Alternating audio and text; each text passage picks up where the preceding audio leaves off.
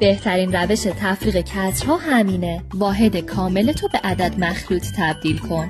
میشه 3 واحد کامل و چون مخرجمون 4 میشه 3 واحد کامل 4/4. اون یکی عدد مخلوط رو هم کنارش یادداشت کن. حالا واحد کاملا رو از هم دیگه کم کن.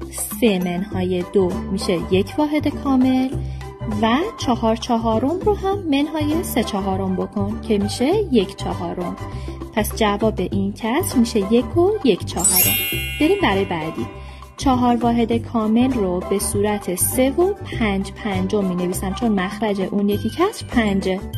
منهای حالا عدد مخلوطم بیار کنارش یادداشت کن 2 و 3/5. حالا نوبت اینه که واحدهای کامل رو از هم دیگه کم کنیم. 3-2 میشه 1 و 5/5 هم منهای 3/5 میشه 2/5. پس جواب 1 و 2/5.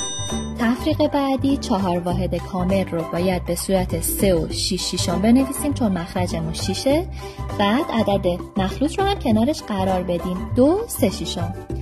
حالا باید بیایم واحد کاملا رو از هم دیگه کم کنیم. 3-2 1 و 6/6 هم منهای 3/6 میشه 3/6.